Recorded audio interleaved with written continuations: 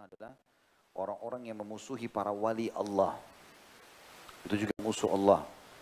Karena Nabi SAW telah bersabda dalam hadis Bukhari, Allah Ta'ala berfirman, Man adali waliyan faqad adhantuhu bil harb.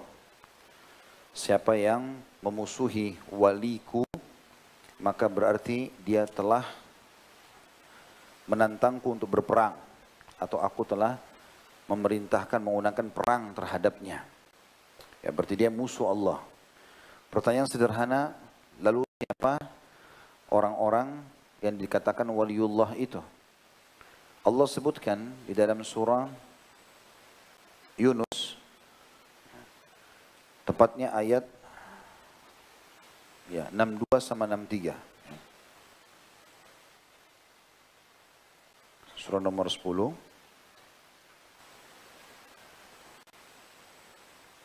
A'udzu billahi minasyaitonir rajim. Ala inna awliya Allahi la khaufun 'alaihim wa lahum yahzanun. Ingatlah dan ketahuilah bahwasanya sungguhnya wali-wali Allah itu tidak ada kekhawatiran terhadap mereka dan tidak pula mereka bersedih hati. Lalu Allah sebutkan cirinya, siapa wali-wali Allah yang dijamin tidak perlu ketakutan bagi mereka? Di ayat 63 surah Yunus, alladzina amanu wa kanu yattaqun. Orang-orang yang telah menyatakan beriman kepada Allah dan mereka selalu bertakwa.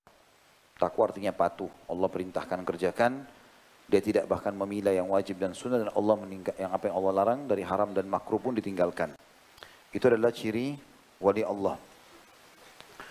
Ibnu Taimiyah berkata rahimahullah, Auliya Allah humul mu'minun al-muttaqun. Ketahuilah bahwasanya yang dimaksud dengan wali Allah adalah orang-orang mukmin yang betul-betul yakin dengan keenam rukun iman, iman kepada Allah, pada malaikat, kitab-kitab, rasul-rasul, hari kiamat, takdir baik dan takdir buruk.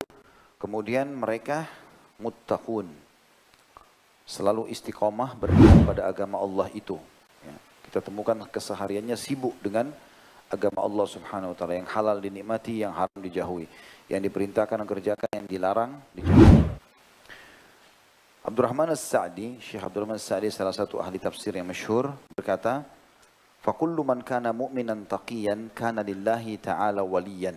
Dalam tafsir beliau, Taisirul Karimur Rahman, di halaman 368, beliau mengatakan, ketahuilah semua orang mukmin yang suka bertakwa, selalu patuh dan istiqomah, maka mereka adalah wali-wali Allah. Jadi ini yang kelima, memusuhi wali-wali Allah. Jadi maksudnya kita tentu tidak boleh punya musuh ya, kecuali memang yang Allah perintahkan untuk dimusuhi.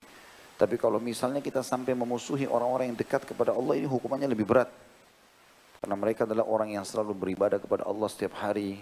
Syaitan juga, kata para ulama, menggelorahkan di hati orang-orang yang munafik atau lemah imannya untuk membenci wali-wali Allah ini. Sehingga mereka tanpa menyadari sedang mengumandangkan perang kepada Allah Subhanahu wa ta'ala.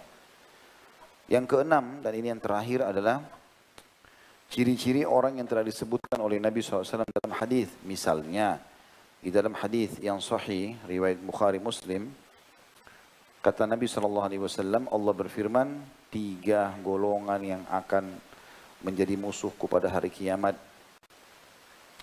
Yang pertama adalah yang bersumpah menggunakan namaku, nama Allah, kemudian dia mengkhianatinya. Jadi misalnya dia mengatakan demi Allah begini, demi Allah begitu, ternyata dia berkhianat. Itu musuh Allah. Yang kedua adalah orang yang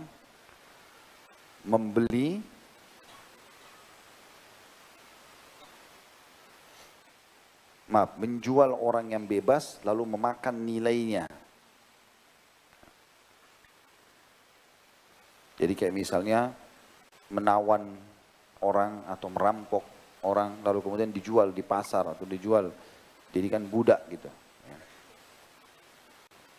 Ini pendapatan haram. Dan yang ketiga adalah orang-orang yang menyewa dan mempekerjakan seseorang, kemudian telah diberikan haknya tapi ia tidak mau memberikan gajinya. Itu akan dimusuhi oleh Allah Subhanahu wa ta'ala pada hari kiamat. Di dalam riwayat Bukhari yang lain ditambahkan, dan orang-orang yang bersumpah dusta untuk melakukan dagangannya. Nah ini ciri-ciri tentunya. Mungkin masih ada yang lainnya, tapi umumnya kalau kita tangkap di sini adalah orang-orang yang melakukan dosa-dosa yang sangat besar. Sudah maksiat kepada Allah Subhanahu wa taala, juga dia ya, menambah dengan maksiat kepada para makhluk, mengambil haknya mereka. Karena tadi seperti misalnya orang bebas, lalu kemudian dia dijadikan budak, dijual, diperbudakan, lalu kemudian diambil nilainya. Orang yang diambil barangnya dengan sumpah palsu atas nama Allah sehingga dizalimi oleh orang tersebut. Pegawai yang dipekerjakan lalu kemudian dia sudah bekerja maksimal tidak diberikan haknya, gitu kan. Orang yang dagang bersumpah palsu. Berarti ini semua berhubungan dengan larangan yang Allah ancamkan, dosa besar dan masuk dalam mengambil orang lain.